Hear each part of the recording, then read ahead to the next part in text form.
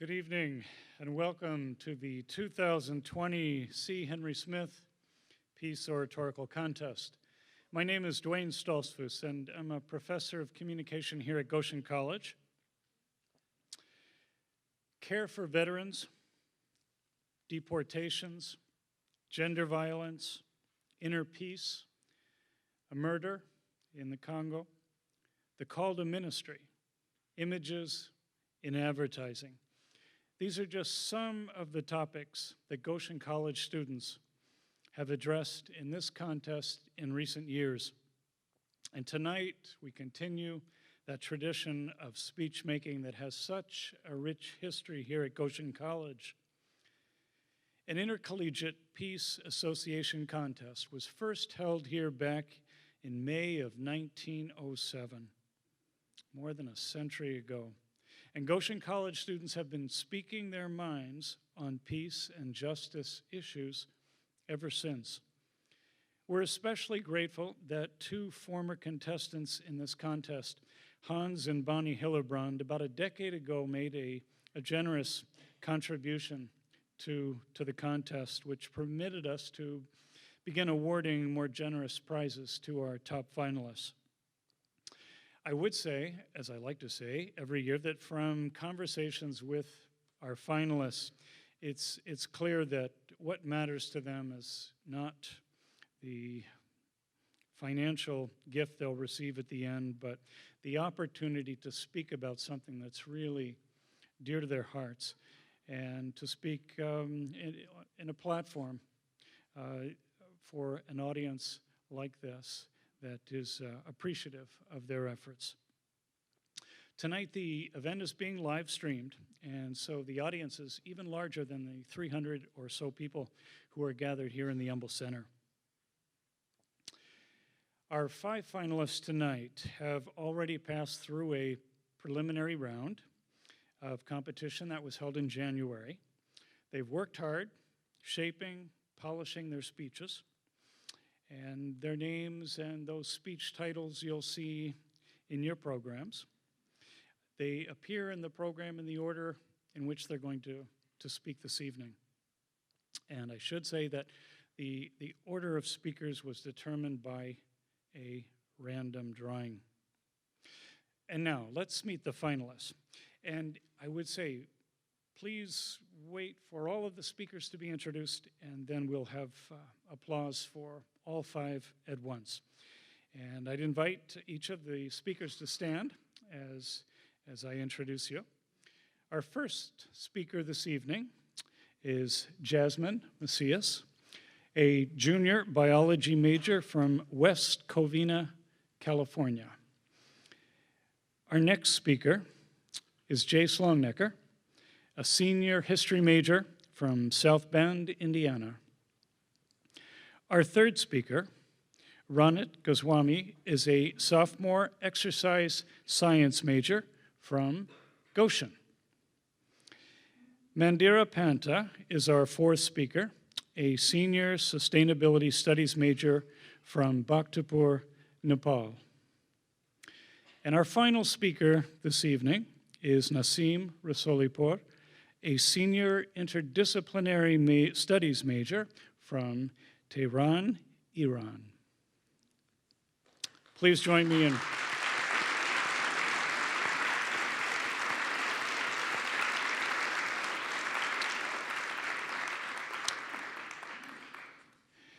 We're also pleased to have three distinguished judges with us for this evening's contest, and I would ask each judge to stand as I introduce you.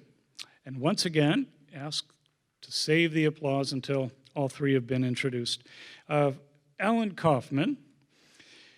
Alan is born in Goshen, and he made a point of noting that he never left town for longer than a 14-week study service term. He's a Goshen College graduate, class of 1971, with a degree in natural science. He and his wife, Carol Miller, have two sons, Nick and Lucas. They attend the Goshen City Church of the Brethren. He worked for 25 years in the office products industry, and during that time, he also served 16 years on the Goshen City Council, becoming mayor then in 1997. He was elected to 4 more terms, retiring in 2015 after nearly 19 years in that office.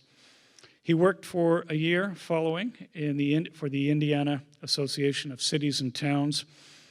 He was awarded a Sagamore of the Wabash by Indiana Governor Joe Kernan and a key to the city of Goshen, as well as the first Good of Goshen Award, a recognition offered to him by Mayor Jeremy Stutzman.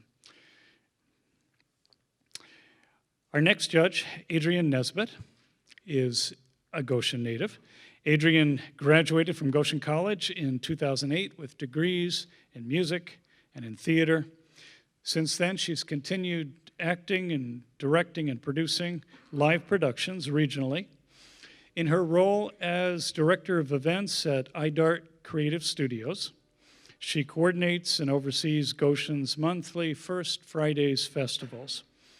She's the board president at Goshen Art House, facilitating local theater and music performances, as well as independent film.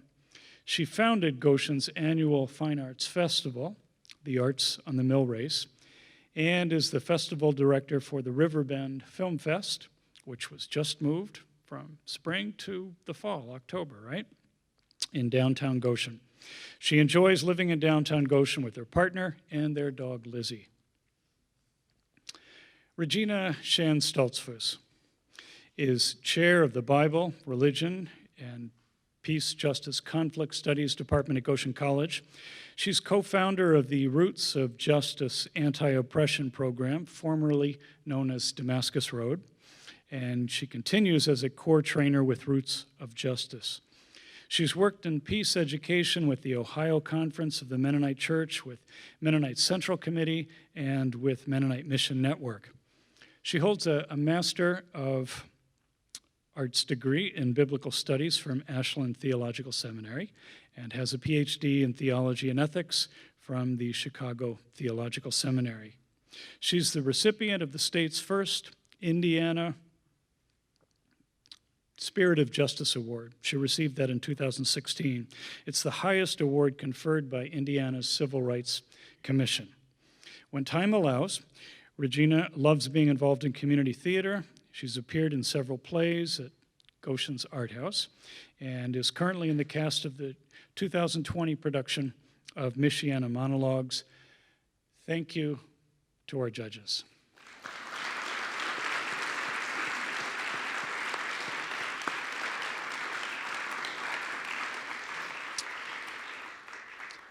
And now we turn to the heart of our program this evening. 5 speeches, 5 positions taken on issues of peace and justice. I invite you to listen closely, keep electronic devices out of sight and out of mind as our speakers share with us, beginning with Jazmine and then following in the order listed in the program.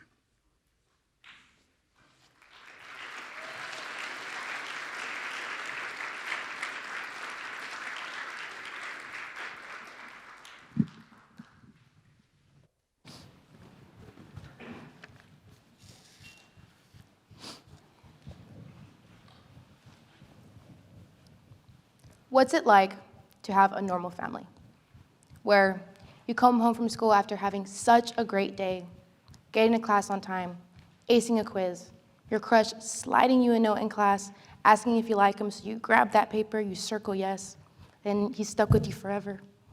Then later, your friends ask to come over, so you bring them to your house, your family greets you guys, you watch movies, you eat together, and then you finish the rest of the week great. What is that like? Well, I'll tell you what it's not. For me, it was going to school, having all that good happen, and then the thought of coming home and not knowing what kind of day it would be for me. It's not necessarily my family that shapes my day at home. It's one person. One person who can change my day from bright to dark, who could turn a home, a place that's supposed to be your peace, your sanctuary, where you can retreat and recharge, into a place of disappointment, pain, and sadness. What's it like to come home and see empty beer bottles or cans across the kitchen countertop? What's it like to live with an alcoholic? You see, it's the feeling where you enter a safe space and you feel the air tighten, the tension, your heart beats faster and you slowly hold your breath, where you know one word, one action, or anything can set him off. So when it comes to inviting friends over, I hesitate. I warn them about my stepdad and how he can be when he's drunk.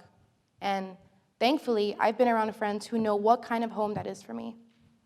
They care for my well-being. They make sure that I'm good and that I'm happy. Now, to give you an understanding of how he drinks, he'll go to a liquor store every single day, buy a 2 or 4 pack of 24-ounce Bud Light beers, drink them all, and start again the next day. Just to remind you, our fridge is not empty.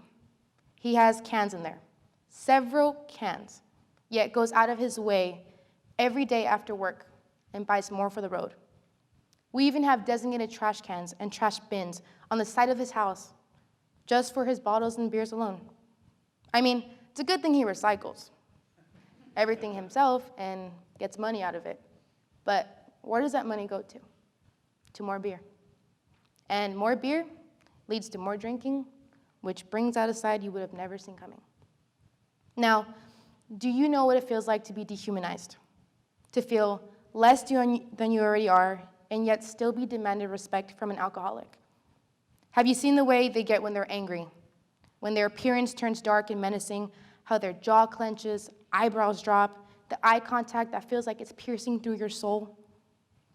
The complete physiological changes of the entire body.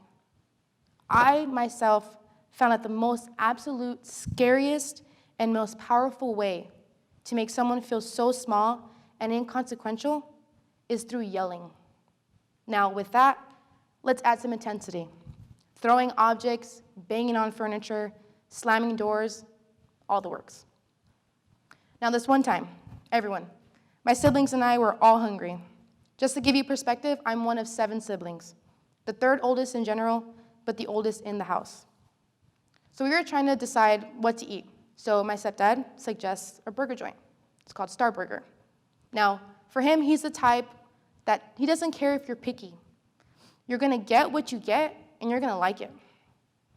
Now, my youngest brother, Jay, at the time, he was about 7 years old. He, on the other hand, is the complete opposite. He's always specific on what he wants, or else he won't even eat it or touch it. So to his request, he wanted a burger with no tomato. So that was that. When our stepdad went to go get the food, he ordered a burger with everything on it, without taking my brother's request into consideration. When he got home, he handed the desired burgers to everybody, and my brother got his, saw the tomato, and didn't even touch it. He complained about how he didn't want it and how he specifically asked for a burger with no tomato. Now, yes, he could have easily just took out the tomato, but to him, it was already tainted. So what was the point of even doing it? So he just sat there, upset, not throwing a fit, just kind of sad and out of it. At this point, my stepdad started getting angry. He started yelling with rage, telling my little brother to eat it, starve, or be grounded. How he doesn't care whether there's tomato on the burger, that it's healthy and to stop being a little baby. Now, I know that sounds like a medium dispute, but throw in some tension, some profanity, and you get a whole different experience. So he comes over, grabs the burger, some other food off the table, and throws it. There's a box of napkins and basically fries in there, and he throws that across the kitchen floor. So to put in perspective, he walked out of that kitchen with rage. He got his food, threw it on the table, walked back to his room, slammed the door, and we all just sat there in silence. What were we to do? I look at my little brother, and he's crying. I know that scared him. The way my stepdad presented himself, released his emotions with pure anger in a way he couldn't even control himself. I was at a loss for words. My family and I see both sides of him. We know how he is, how he gets. We know what it's like. For 11 years now, I've always stood by my mom and comforted her and my siblings because they're younger than me, And to experience that kind of verbal and emotional abuse at a young age, 7, 8, 11, 12, 16 years old.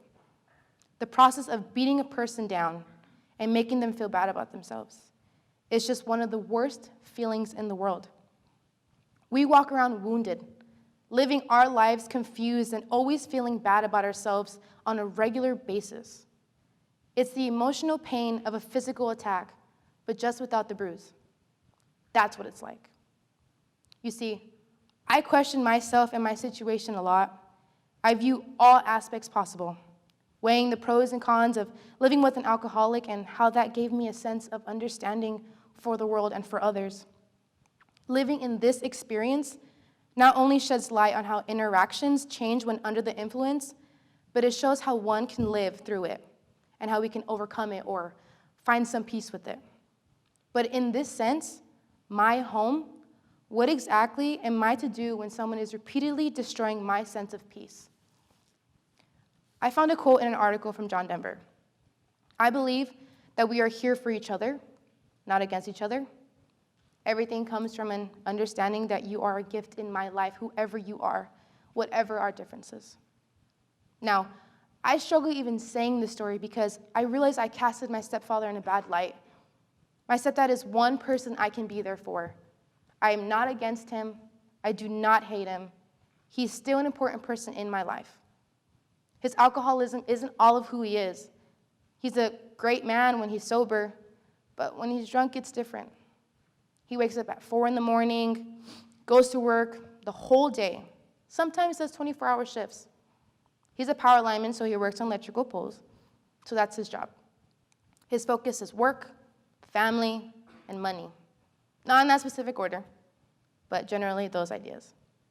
So on those days when he's home and he's sober, he's always wrestling and farting on the boys, always cracking jokes with the girls, and tries his best to go out of his way and do everything he can for his family. See, it's hard. You get one kind of person one day and another the next.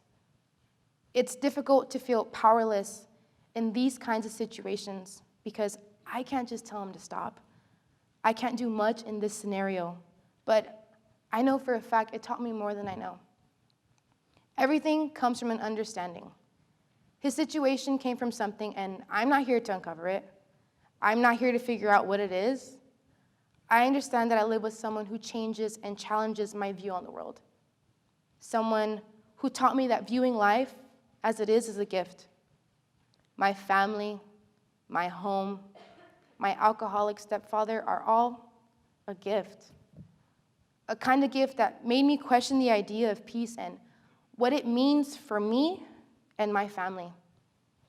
There has never been a day that I sought out someone worse than him. I know that specifically for me, peace isn't just a calm, serene, and tranquil situation. It sometimes means leaning into discomfort and taking that imperfect step towards finding peace. It's the understanding of knowing to love everyone, my family, my siblings, for who they are, despite their troubles. I taught myself to love because and love despite, to know that hate never wins and to practice forgiveness. I look at life differently. I try my best not to compare my life to others, to see what I'm missing and to wish for something different. I know my situation's difficult. I know it's different, but in the end, all I can really do is be mindful and kind, to be gracious, thoughtful, and be good. As long as I'm at peace with myself, whether he comes around or not, at the end of the day, my family might be broken in some sense. The concept of peace in my life isn't the same as everyone else. The overall reality of life is nothing is perfect. There's no one true definition of peace as it is interpreted differently for others. Today, I shared with you all an aspect of life that has never been peaceful for me. But as long as I myself can be that beacon of peace for my family, that's all that really matters. Thank you.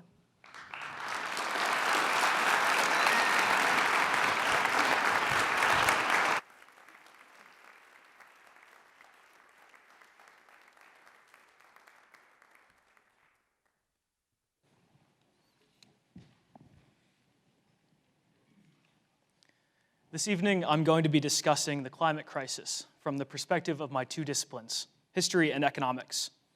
This speech isn't designed to convince you that climate change is real or that you should care about it. I hope you're already there. Instead, this is an opportunity for you to reflect on your own approach to climate action. So whether we're talking about rising sea levels, massive plastic consumption and waste, or humanity's addiction to hydrocarbon energy sources, I think one thing is abundantly clear.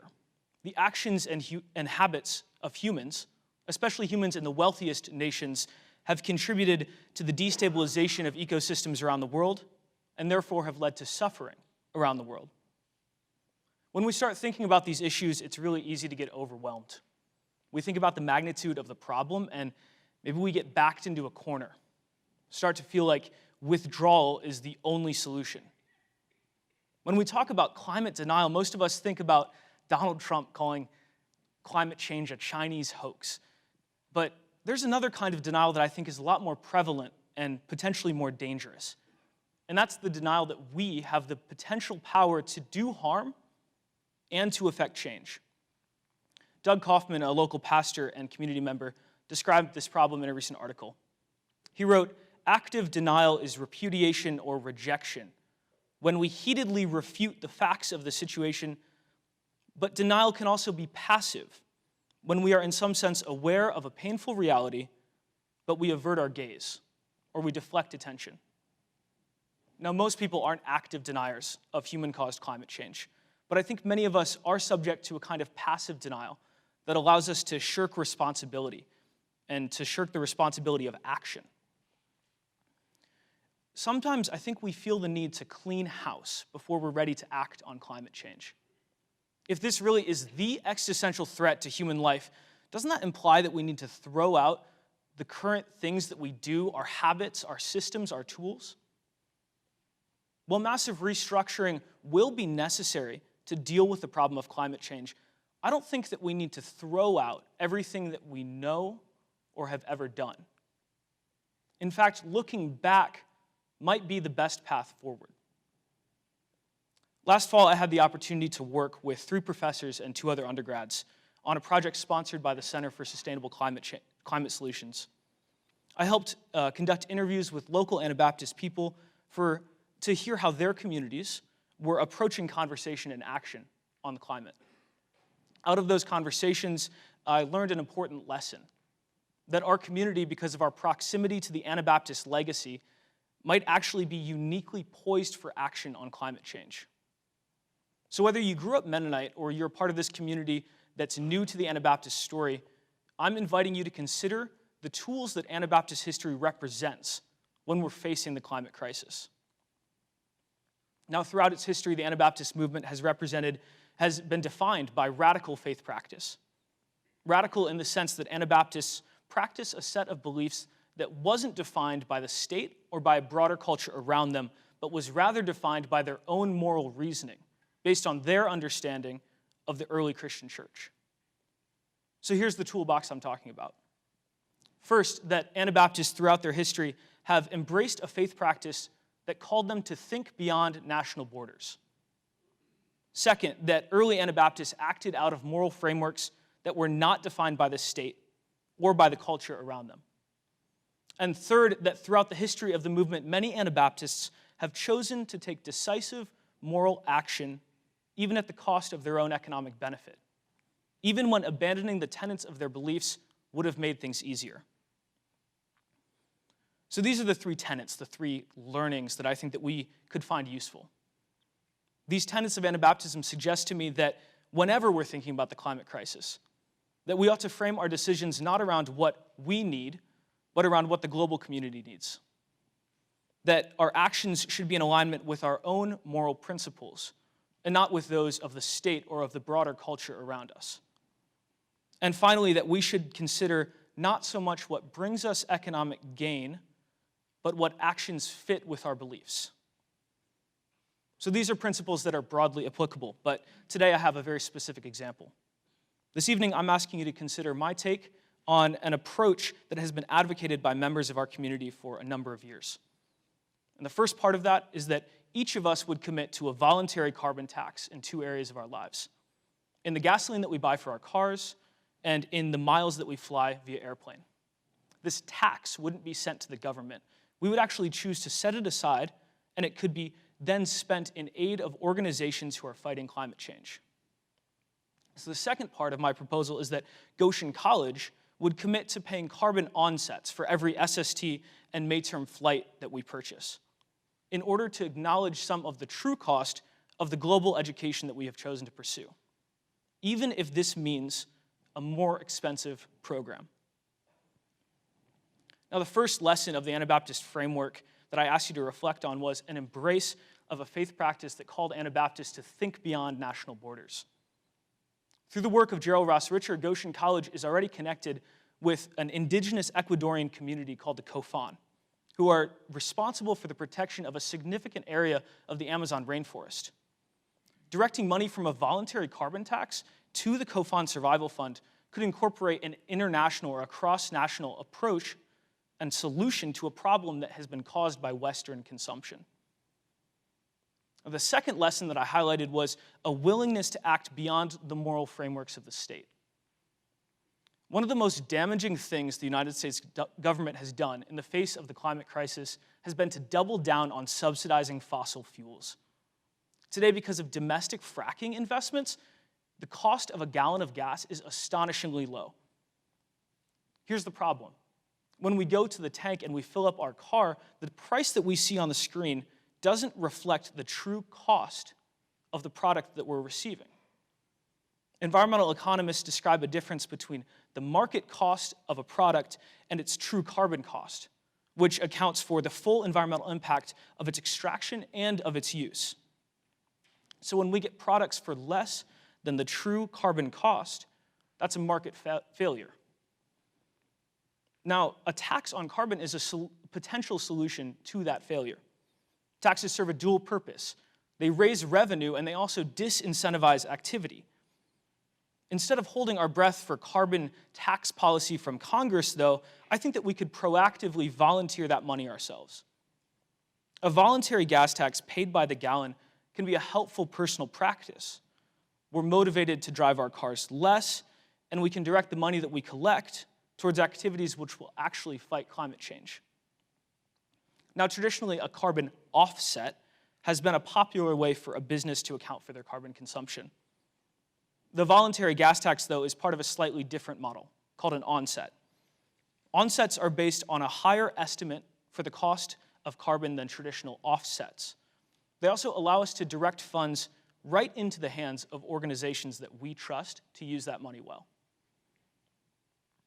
Now, the Center for Sustainable Climate Solutions recommends a voluntary gas tax at the rate of 50 cents per gallon. So by today's prices, you would still be paying less on gas than you have for much of the last decade. The third part of the framework of Anabaptist history I've highlighted this evening is a commitment to decisive moral action taken at the cost of economic benefit.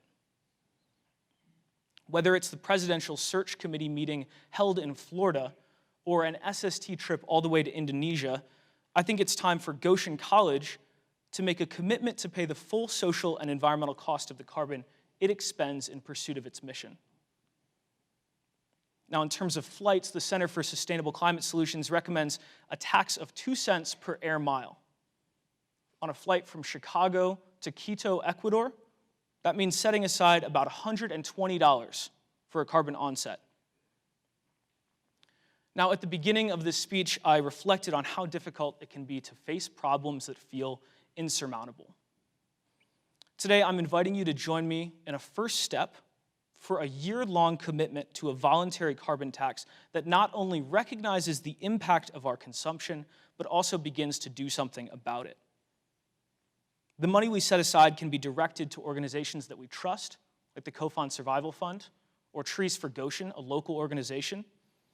And you can actually get started by visiting earthdeeds.org and clicking Onset Now.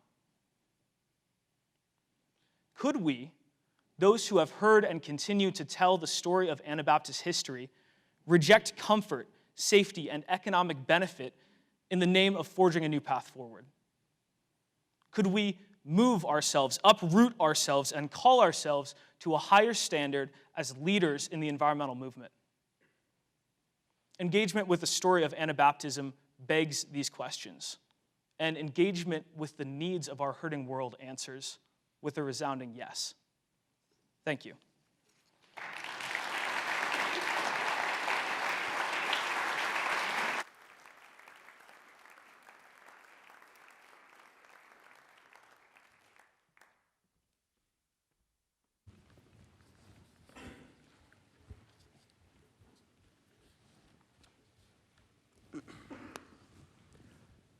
Damp, hungry, confused.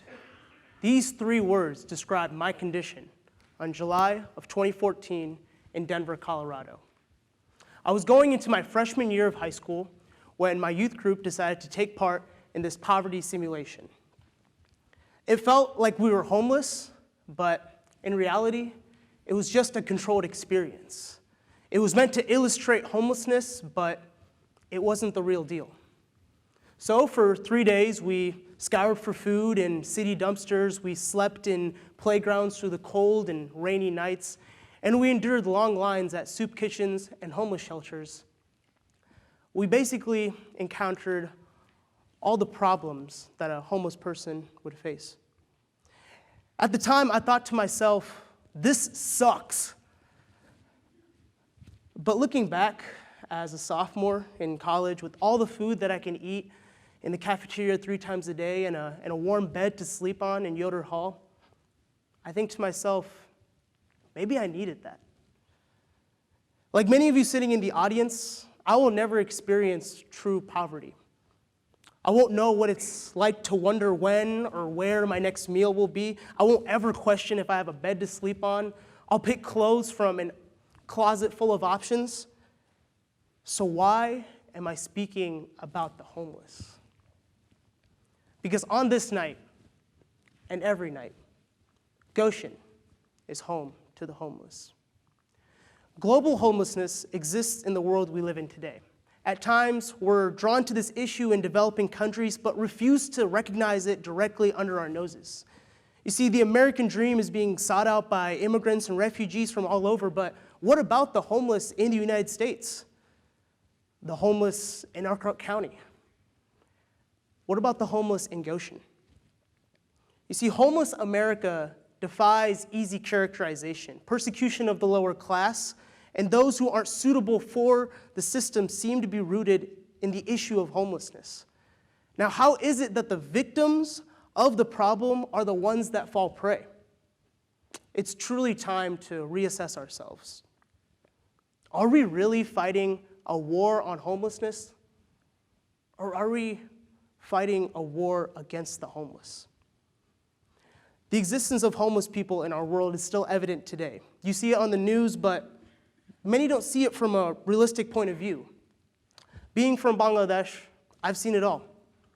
Beggars with no legs, asking for spare change, mothers with children trying to make ends meet, teenagers selling stolen goods just to make a profit for something to eat for the day.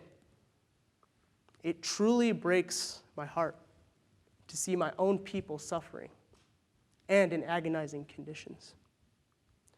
Researchers say that despite the poverty level dropping, 68% of Bangladeshi citizens have been homeless for more than a year. That means over 100 million people have been without a place to call home, whether it was due to poverty, natural disasters, or violence. And you might think it doesn't affect you because it's on the other side of the world, but what about here today? What about in the United States, the land of the free, the home of the brave? In our own city, there are victims of the system who face homelessness. In June of 2019, Goshen leaders began evicting homeless encampment near the Millrace Trail. Think about that. Not even a mile away from campus, people just like you and I were facing homelessness. As a result of the eviction, Mayor Jeremy Stutzman and others began working with the community agencies to provide a shelter for the homeless being evicted. Ross Swihart, the executive director of Faith Mission in Elkhart, is working to find solutions to this issue. Swihart says, quote, "We are interested in finding solutions for the people that are living out there because it is not a way to live. It is not a way to live," end quote. Swihart says that Faith Mission is partnering with the Interfaith Hospitality Network to create a shelter hopefully in the next few years. However, the problem is now. It's still here. Everywhere you look around our cities, parks, and streets, it's likely you'll witness a homeless person struggling to survive. People today are far too driven by work or money to really see the problem of homelessness surrounding them. Those who are discriminated against are the victims of poverty. According to the United States Department of Housing and Urban Development, 40% of the homeless community is made up of African Americans. Furthermore, they discovered that over 700,000 youth under the age of 18 experience homelessness each year. The numbers are staggering, but we can see that societal and generational homelessness is an attack on the lower class, the people who aren't considered top tier in a pessimistic society. And let's face it, for the most part, you and I will never truly experience homelessness from a realistic perspective. However, one can see the effects of homelessness and poverty in their daily lives. To better understand the challenge we face, I'd like to return to Denver, reflecting on what I learned from my 3 days of poverty immersion. Our group leader, Jeff Cook, was an executive director for Providence Center for Urban Leadership, an organization that helps families in poverty and equips them for ministry. Now, Jeff was telling us a story of this homeless woman who was very hungry. And now, as this homeless woman was scouring for food, this Christian man approached her and saw that she was hungry and that she was sleep deprived and that she was starving. So the Christian man goes up to her and hands her this pamphlet saying, "Jesus will save you." After hearing this, I was really confused. I mean, what was the woman supposed to do, eat the paper? I mean, is this an evangelism thing? Did he feel good about giving this starving woman a gospel tract? Jeff went on to explain that by prioritizing our own agenda, we're not helping the homeless. We're not doing the right thing when the outcome doesn't go both ways. Following this event, we found ourselves in a situation where we could actually do some good. Our group explored the city of Denver, doing all the touristy things that youth groups do, and we ended up in an outlet mall within the heart of the city. Immediately, every group member noticed the homeless scattered across this outlet mall, something that we wouldn't have recognized before. Rather than finding some loose change in our back pockets, several group members searched for food and water to provide for the homeless. And I thought this is what we had to do. However, looking back, we were merely scratching the surface. You see, when it comes to the homeless, we are going beyond materialism. We are called to give to the homeless, yes, but we are also called to build relationships with them in order to truly show that we care. This entire experience opened my eyes to this world that many overlook. The world where you're one or two bad circumstances away from living on the streets. A world where you have nowhere to go, nowhere to stay. Where can one find peace in a world that has very little of it? Oftentimes, our own personal agenda reigns supreme in our lives. We think about ourselves because self-care is important, right? It's all about me. But what about them? What about the outsiders, the outcasts? If we want to create peace with one another, we must first find peace with ourselves. Peace starts with us. So what can we do?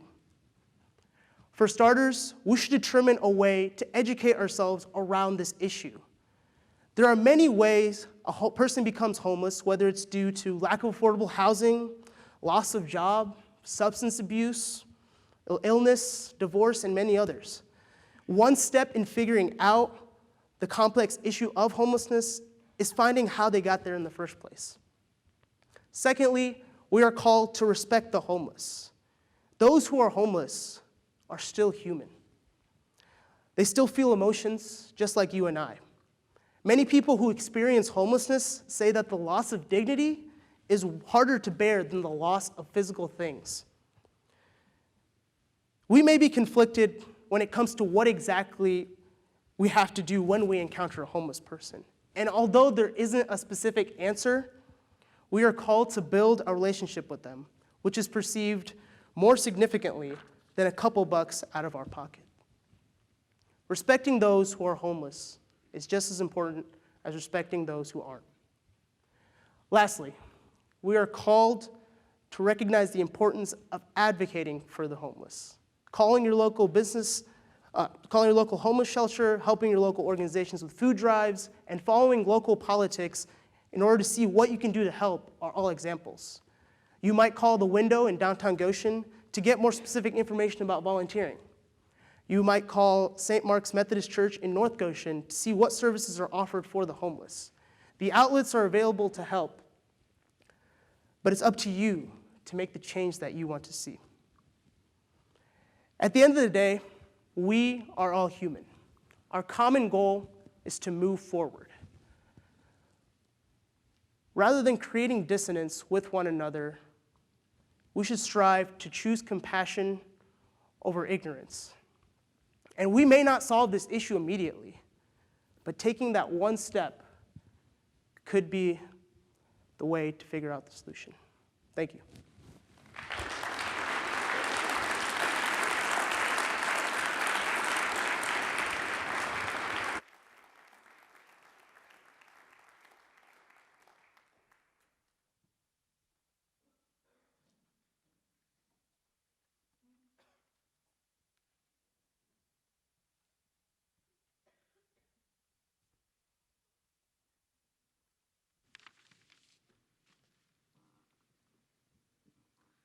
The world is burning, and we are standing still. Nature is burning. From Amazon to Greenland, Pakenbaru to Borneo, California to Gran Canaria, India to Angola to Australia to Siberia, yes, the world is burning. The earth itself won't go up in flames, not instantly at least, but species will suffer. Common ones will be vulnerable. Vulnerable will be endangered, and those endangered will die and become extinct. Already, 25% of Earth's species are endangered and threatened with extinction. With more extreme conditions, these numbers will only increase. Climate change alone has not been proven to increase the likelihood of conflicts and wars. However, changing climate compounded with challenging economic, political, or social conditions heighten the risk of conflict. As unintended burns increase, as places become excessively flooded, as droughts and storms increase, and as average temperature of the world goes up, problems already present, such as poverty, political instability, and crime, will be magnified, and we will all be pulled into countless conflicts and wars. As the United Nations cautioned, climate apartheid will arise, where the rich can buy their way out of rising heat and hunger. It's already happening. Then it will be our turn to go up in flames, and the trend will be #we're burning.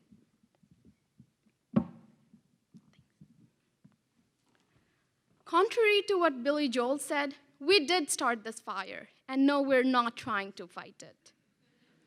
A recent study from Brown University's Cost of War project said that the US Department of Defense has a larger annual carbon footprint than most countries on Earth. Their measures might even seem justifiable, but the biggest component of US military's carbon dioxide emissions have been in wars and occupations, almost entirely unnecessary. In short, US, alongside other powerful countries, are poisoning the planet for their own dominance. And their hesitancy towards concrete climate action is further fueling the fire that's burning. I don't know enough about wars to comment on them, but I do know that there are more important things in the world that we can direct our attention to than fighting more wars.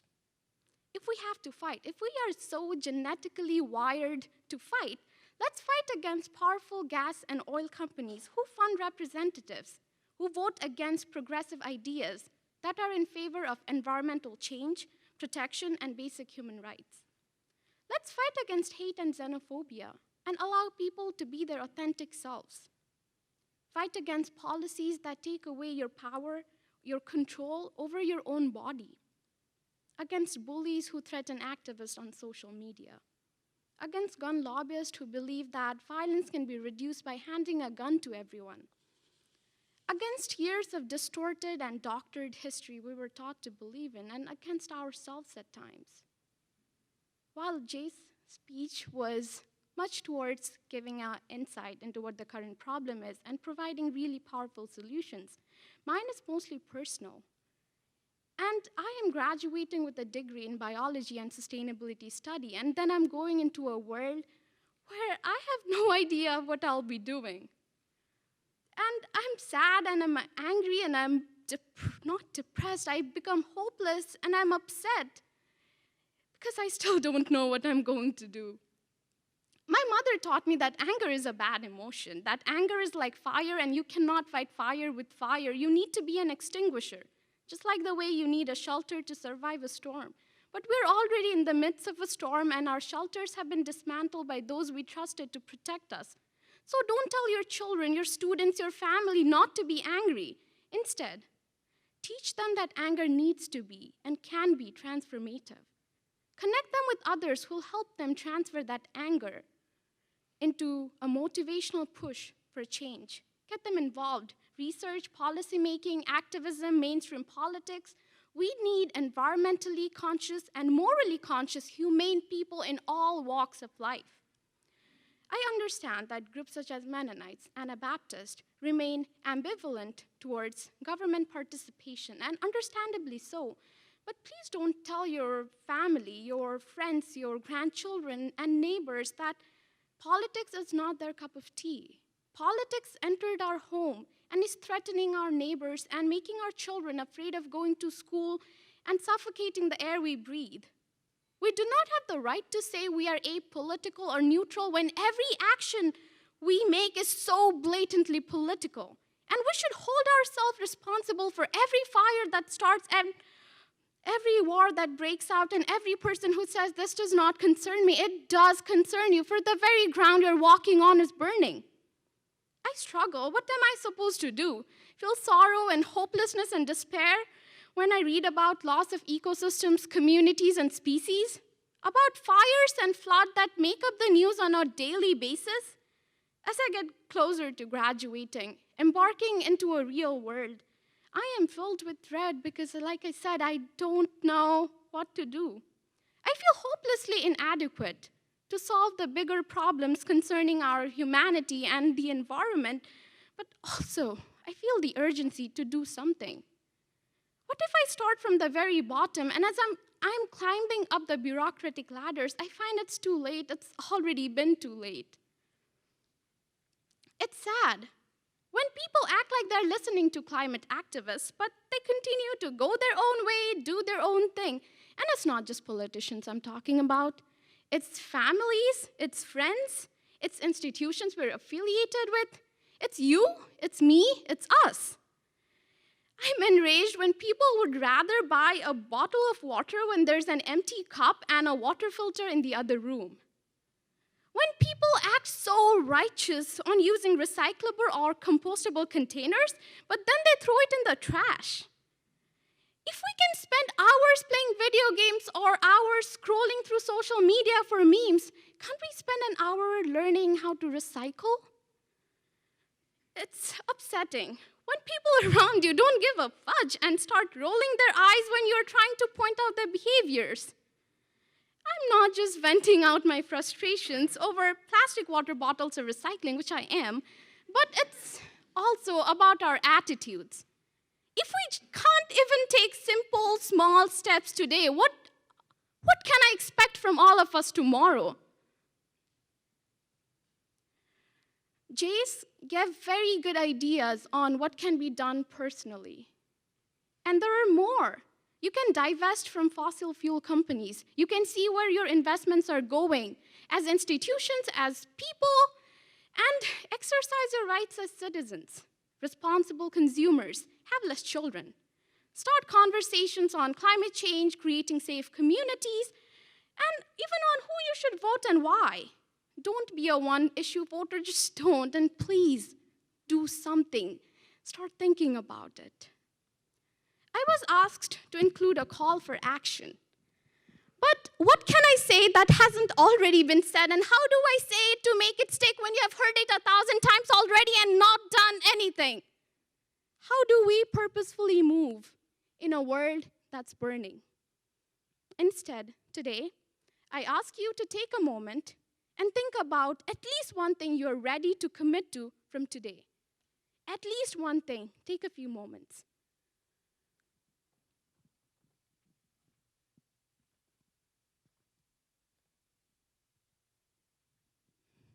Now, share that with the person sitting beside you.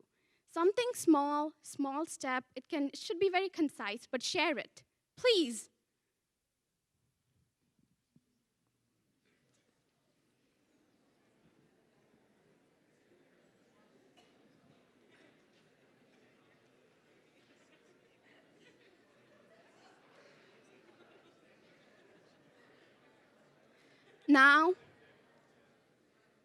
Now I'll end with a prayer. May we buy less and buy things that last. No one-day shipping, please. May we acknowledge our wrongdoings, grieve for them, and may we turn our grief into hope, and in doing so, find renewed purpose in our own existence. May we feel connected to all the life that the earth supports, and use that connection to draw people into a movement to build resilient communities. May we learn to care for the earth, for the generations yet to come, and for the generations we've wronged. May our words reflect our actions, and our actions reflect what is right and what ought to be done. May the end be merciful, for I doubt there will be a happily ever after to what was once upon a time.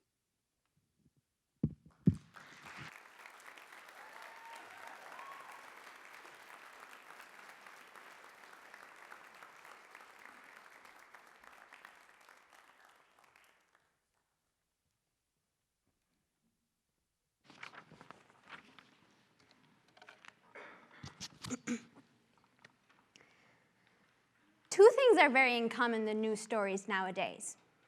President Trump and Iran, as Americans would say it. Or Iran, as I would say it. As an Iranian, I realized that me and President Trump have a lot in common. Not only my country and his name are in the news constantly, but also we started our 4-year life-changing commitment around the same time. It was during my first semester of college when President Trump got elected. The day after his election victory in November of 2016, we had our ICC Identity, Community, and Culture class. I remember while I was crying, I was asking my professor if there's going to be a war or not.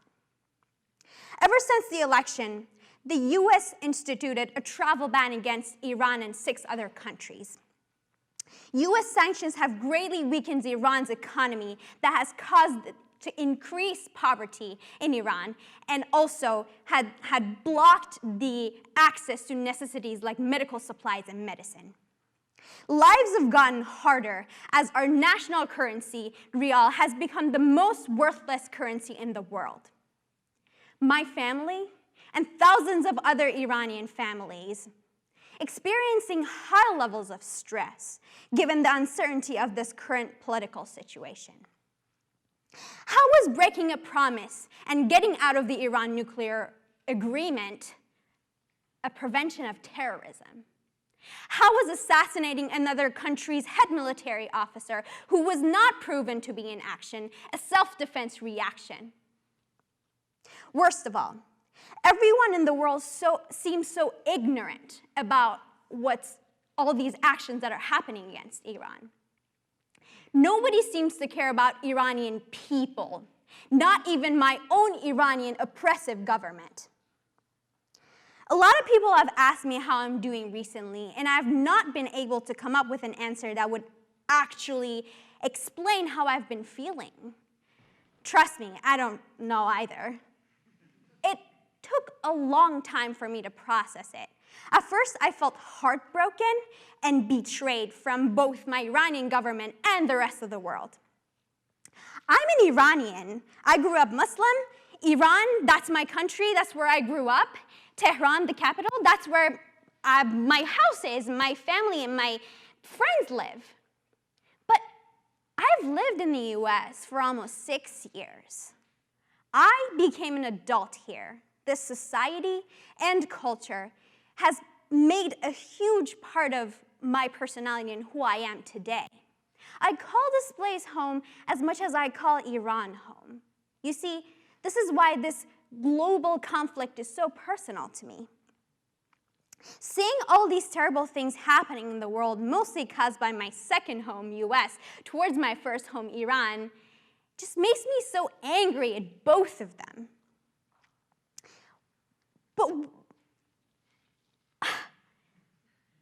all along, what am I still doing here in the land of the enemy is the question that I ask myself constantly, feeling horrible for being here and living the dream life while my friends, my depressed and hopeless friends back home are being oppressed by the government and are being just betrayed by the whole world.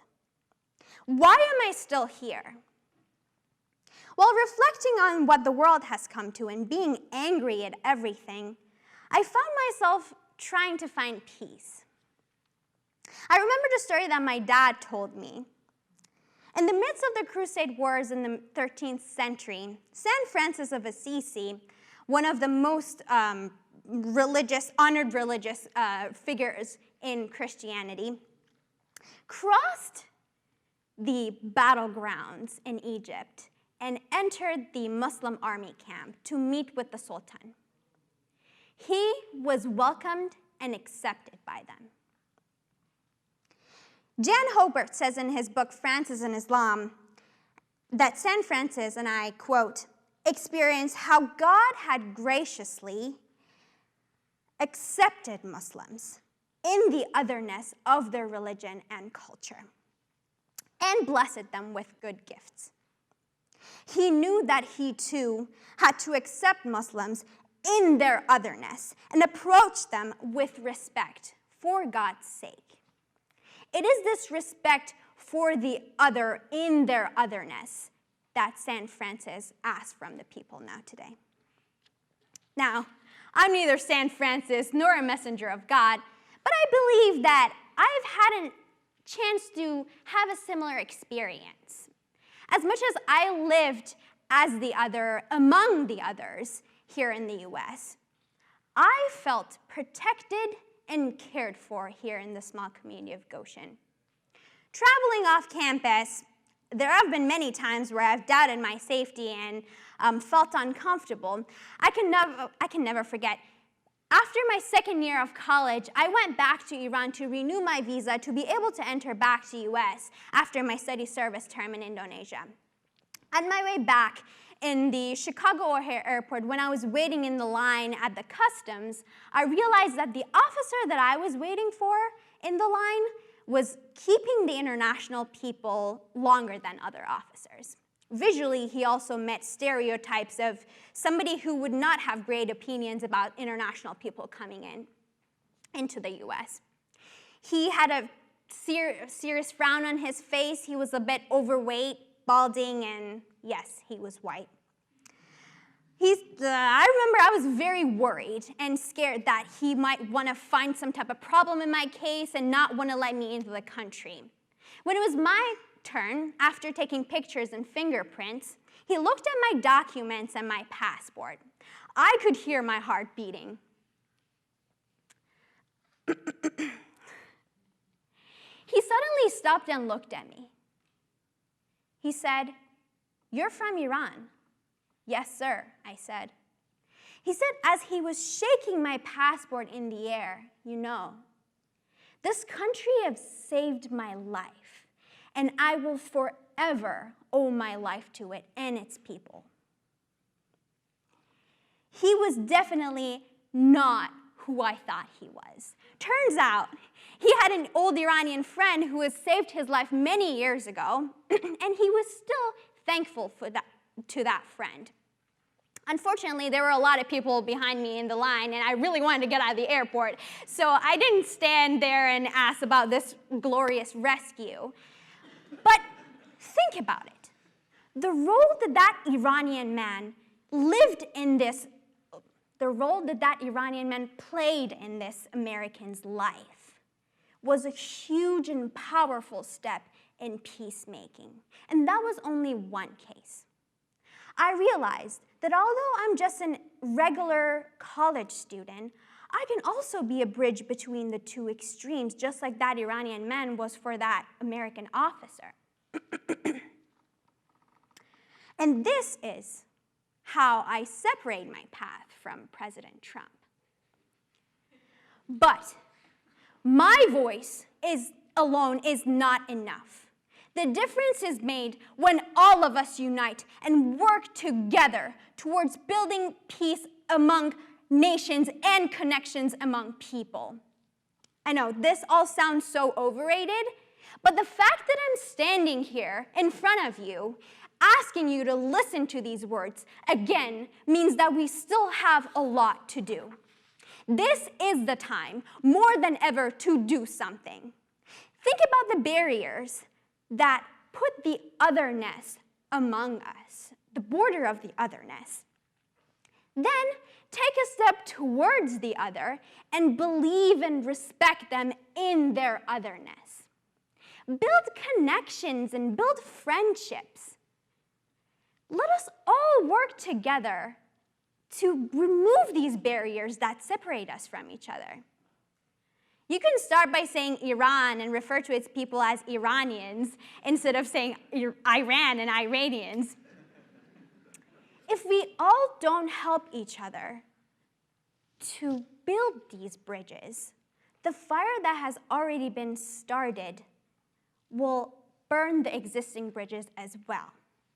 As St. Francis prayed, "O greater power among us, make us an instrument of your peace.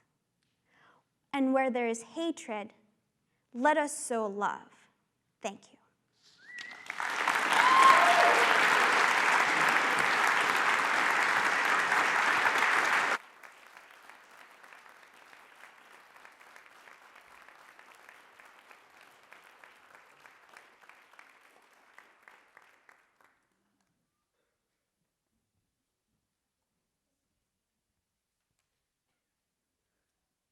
Let's give one more sustained applause for all 5 of our speakers.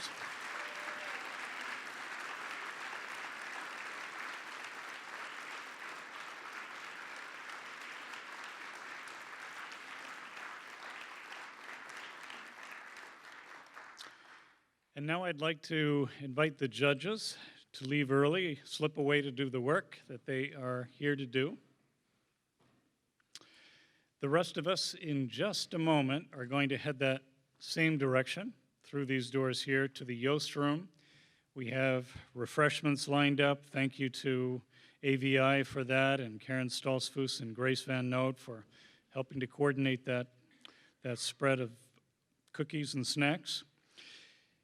In, I don't know how long it'll be, 10 minutes, 15, 25, thereabouts. We should get word from the judges, who will be gathered upstairs, that they've reached their decision. And once they have rank ordered, the speakers will be back here to announce the 2 top place finishers. So thank you all for coming out this evening, and I hope you'll stick around, have some drink and snacks. The coffee is decaf, and we'll be back here before long. All right, we're about to announce the 2 top place finishers. Thank you again to the judges for your fine work. And I would ask the two speakers who are about to be named now, when you do hear your name, to come forward and let us add some additional applause. The second place winner and recipient of a $150 award is Nasim Rasoulipour.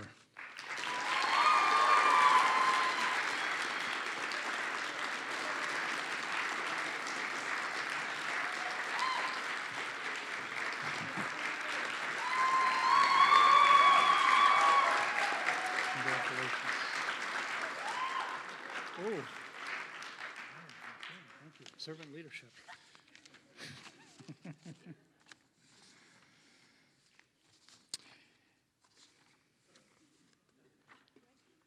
Dramatic effect. That was intended.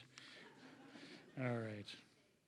And the first place winner and recipient of a $300 award and also the opportunity to represent Goshen College in the binational competition is Ronit Goswami.